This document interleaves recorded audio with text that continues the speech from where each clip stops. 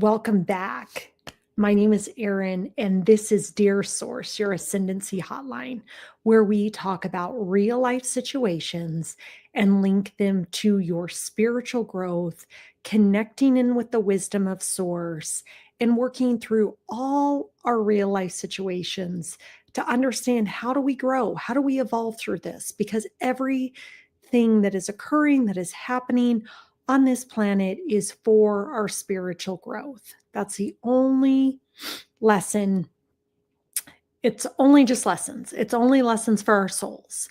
And so it is such a huge gift to be able to connect with Source, channel Source, and share with you the wisdom that applies to each of the listeners' situations that reaches out for guidance and assistance. So before we dive into the letter, please like, comment, subscribe, share, do all the beautiful things. Send this to anybody that you know might need to hear it. We are here to just bring love and light and spirituality to the world. So let's dive right in and see what Source has to say. So this letter reads, Dear Source, I'm heartbroken. I feel so lost right now. I'm dating someone who I thought was different, someone who I truly fell for. We have this amazing chemistry, deep connection, and honestly, the best intimacy I've ever experienced. For the first time in a long time, I felt like I was with somebody who really got me, but now everything is crumbling and I don't know what to do. The signs have been there as much as I tried to ignore them. I've seen dating app notifications pop up on their phone, messages from other women, and even caught them lying to me, pretending to take out the garbage while they were actually outside on the phone with somebody else. Each time I brush it off or try to convince myself I'm overthinking, I end up feeling more confused and betrayed. It hurts so much to realize the person I thought I could trust is hiding things and being dishonest. I know I deserve respect and truth, but I'm struggling to let go. How do I move forward from here, Source? How can I find the strength to release this relationship, even though it feels like it's tearing me apart? Sincerely, Heartbroken. And Heartbroken, thank you. Thank you for that beautiful letter and just your transparency and honesty. And first and foremost, I think, there's this opportunity to just really honor where you are at and that feeling of being heartbroken. And where is that stemming from? We talk a lot about here on this channel and being channeled through Source is we're here to reconcile our divinity and our humanity. And our ego and our humanness, those things are very, very, very hurtful. And it's hard to just spiritually bypass and override them. I do think there's a way to handle the situation in a more enlightened manner, I think, to give you more peace, to help you seek the closure that you need in order to move forward in life or in this connection or whatever you hold to be true to yourself. And understand that it's okay to be sad and it's okay to feel heartbroken. And I think really examine within yourself, like all of those things are truly not about the other individual. They're truly about you and a lesson for yourself. Because that's where the growth really happens. I think where we have a hard time evolving as a human species is when we externalize and point the finger at somebody else. And the reality is like it's an internal change within ourselves, even if it's a conversation with that individual, to really change our reaction point and how we want to handle it. So there's a lot to unpack in this letter. I think first and foremost, what I would acknowledge is that the love that you have with this individual is what is real. That is true and real. And to honor that and to acknowledge that and to love that, I think is so important. Like, I think so often we're quick to dismiss and fall out of the understanding of love and oneness when we are hurt. And I think this is an opportunity to really go within and just acknowledge, like, what is really hurt. Our spirit is never hurt. Our our soul is perfect and divine and only knows love.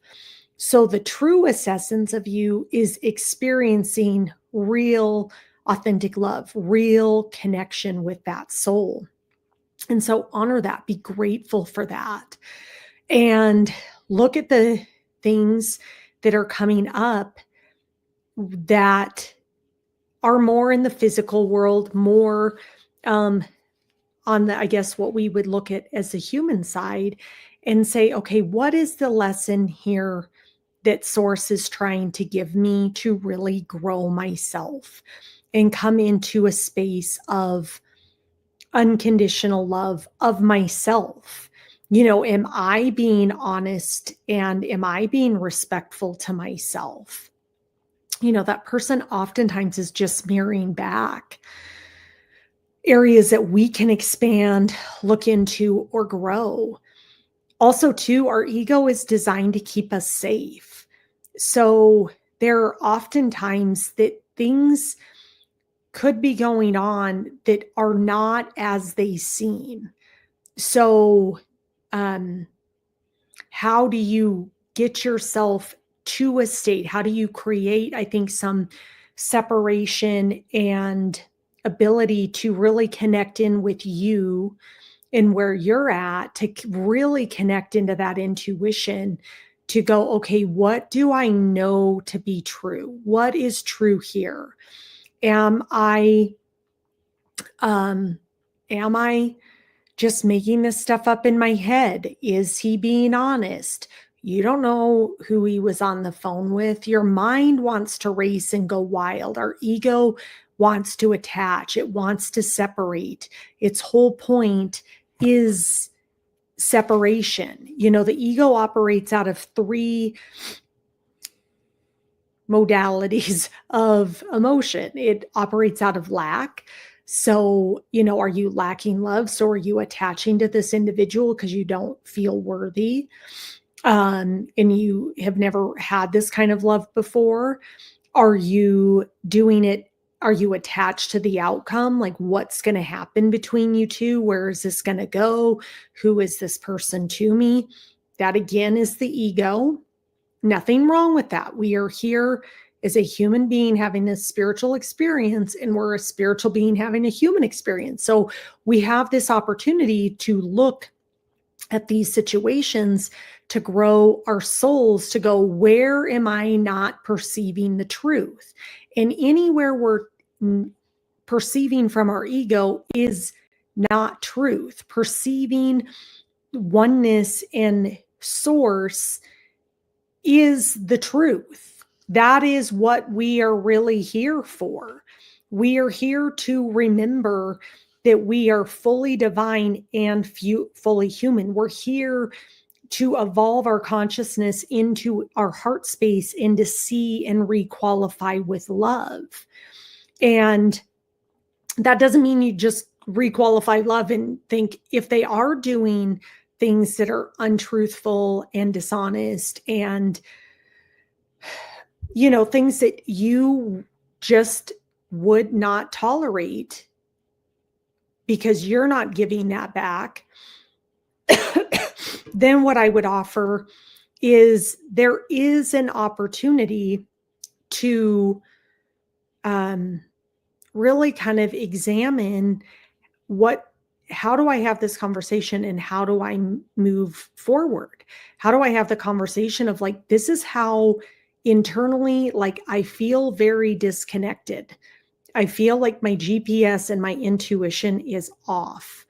How do I reconnect to my highest self to follow the guidance and to understand that we can let some of this egoic stuff go? Like the ego kind of wants to get in the fights. The ego wants to have these conversations. The ego wants to it's not an allowance. Ego is constriction. If you think about energy, we're either in expansion or constriction. So if you think you're in your soul, you are in the infinite loving abundance of the universe. When you're truly aligned with your soul, when we are more identified in our ego as the separate self, then we have we're constricted down.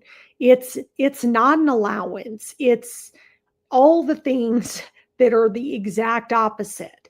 It wants to find blame, it wants to point, all designed to keep you safe, but its whole intention is to seek and find things that will help keep you separate from this individual.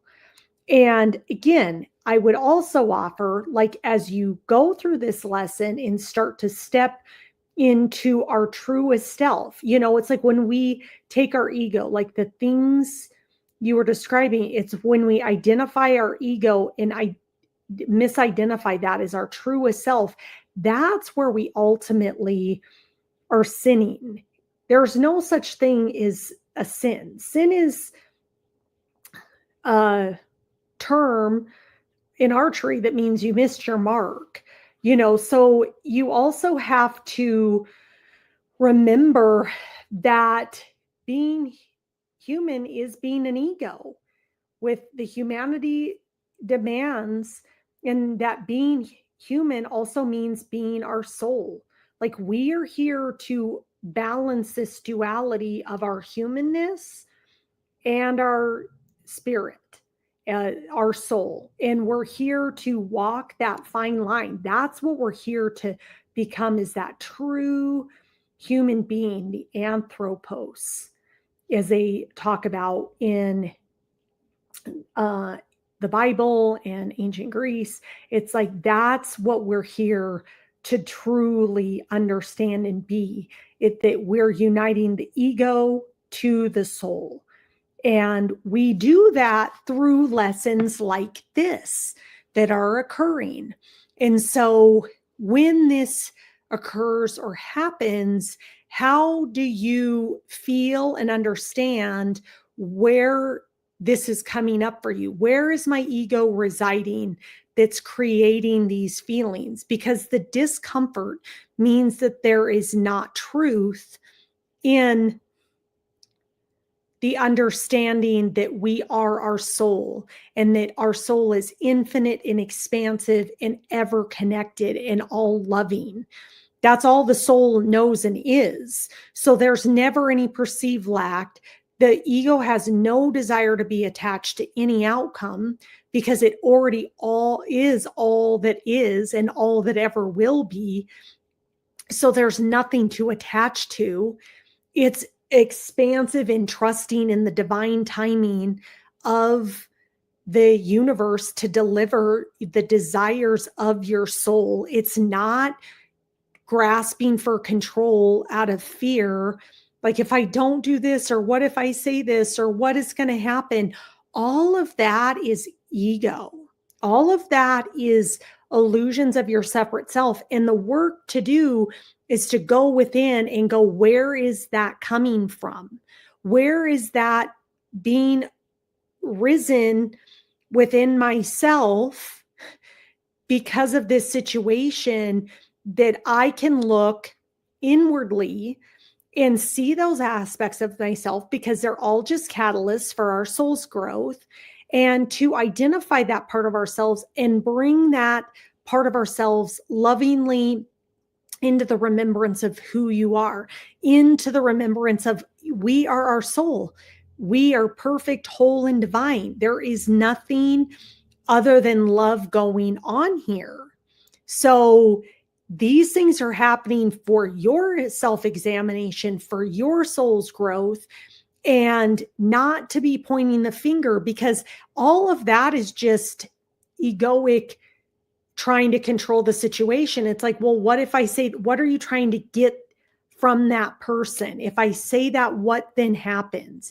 What if you focus more of your energy and less on the other person, focus all your energy inwardly to really go, what is my state of being? Where is my soul residing? Where am I being catalyzed to acknowledge soul growth and to understand that that catalyst will help you elevate and you turn inwardly? You also then release that person into the ethers with love and light, knowing it may come in, it may go out. You're detached. You're not here to control anything. You're not here to label anything. You're not here to overanalyze anything. You're just returning to a state of, am I being unconditionally loving as my soul wants me to be? Am I giving? And am I able to receive back the love that I am giving? Because there is that opportunity here too. Like, are you also shutting out the love because of barriers around your heart that you're trying to make up these storylines? Maybe, maybe not. Who knows? I don't know. But in order to keep yourself safe, because the ego, again, wants to run with that. So there's nothing I mean, maybe if you like physically saw it, yeah, there's probably some opportunity to go, I know that's true. And to be able to then go decide like, okay, I saw that. I can't unsee that. I don't think that I want to be in the presence of an individual that is acting that way. I can choose to move politely, like in a direction that's focused on myself and is an allowance of me stepping into the version of myself that I want to be. And I think in that process, you're releasing your attachment and also allowing God to do all the work. God is always divinely orchestrating the perfect partner at the perfect time, doing all the perfect things, because that's what your heart and your soul desires. And so God didn't bring us in here to suffer. We are very addicted to our suffering. Our ego likes the suffering. Our ego likes the victimhood. And we're here to kind of rise above that. We're here to embody that concept of resurrection constantly. Of, I'm not victimized by this. I stand in my full truth, in my full power, and I release and trust and surrender that the universe has a perfect plan for me and this other individual. And to know that both of you are perfectly held. You have your soul lessons, which it sounds like you're learning. The other individual in this relationship, they have their own soul lessons. They have their own karma. So you never have to do any harm, wish any ill will on anybody, because the one law we're here to follow is the universal law of love our neighbor as we love ourselves, to understand that there's only one of us here. So when we do harm to somebody else, truly the only person we're doing harm to is ourselves. And to trust and to know that God has each one of us divinely held where we're at in whatever soul and karma and contracts and all the things we came in here to learn. He's already on it. We don't need to worry about that. And how that gets experienced is in a variety of different ways. It can be through business. It can be through other relationships. It can be in other romantic relationships. It's not necessarily like an eye for an eye. Karma doesn't work like that. It's the universe is going to bring forth the lesson that every person needs at the right time for the highest growth of everybody involved. And so you can release that other person to know that God has them divinely held, just like God has divinely you held. And if stepping back and going inward is your greatest solution for your soul's growth, then I advise that you take that step. If continuing to be in relationship is what your soul's calling for, to requalify some of this stuff, to see beyond the 3D, to help you see more from that unconditional love, non-egoic, spiritual perspective, to really understand the oneness, that's available too. Anything's available depending on what your soul needs to grow. And so as we move, we're in choice. We are in choice about how we deal with that, and knowing that none of it is right or wrong. And I know that that's sometimes the hardest, I think, especially in relationships, when it's like, no, my soul really is telling me this is the cue to walk away. Like, this is the cue to walk away. Then honor that. Know that there is a reason why your intuition is telling you that. Step into that and realize that that person may or may not be back. Somebody better, most likely, will be on their way, but that's not even the point. It's like an acknowledgement of, I trust the universe, I trust myself, and I release all the egoic patterns and allow the universe to work for itself. Because if having a loving, committed partner is of your heart's desire, the universe, it will find ways to bring that into your life. And so follow the nudgings, follow your intuition, trust what you know to be true, and allow that to be made manifest in your world, and detach from the outcome, detach from what other people think. Follow what your soul's telling you, because it's for the highest and greatest growth of all. And when we step in and we try to take control, that's when we don't allow for the universe to flow. We're constricting when we're held on to the outcome. Like, I'm never going to find another person like this. You might find somebody 10 times better. Like, you don't know. That's your ego. That's like, you can't let this person go. You better stay in it. It's like, release it and allow for the universe to give you what you desire, because our desires are of the Father, which means our desires, if truly aligned, are from our souls. They're not from our ego. They're not egoic. They come from the true essence of who we are. So if you would like a personal session with me, Heartbroken, I would love to connect with you, unpack this further, look at where you are feeling hurt and wounded, and where is that stemming from, and how do we use this situation to catalyze yourself for your highest growth, because that's why this is occurring, is for your spiritual growth. So please, again, like, share, subscribe. I appreciate everybody that joined us on today's episode, where we connected in with Heartbroken to talk about relationship issues, but we are here to talk about everything and anything, because everything is a spiritual lesson, because we are our souls, and we are here learning spiritual lessons as human beings. Coming soon as well. So keep tuning in 2025 to launch the new year, the year of completion. It's the year of the 9. We will be launching a like-minded spiritual community where we can connect, where we can engage as a human being, as our soul is designed to be, to connect, to learn, to uplift, to know we're not in this alone, to have true human interaction about any and all topics, just like we cover on this show. So I could not be more excited about that. So please stay tuned as we work on revealing those details to you. And until tomorrow, honor your truth, trust the process, and stay connected with Source.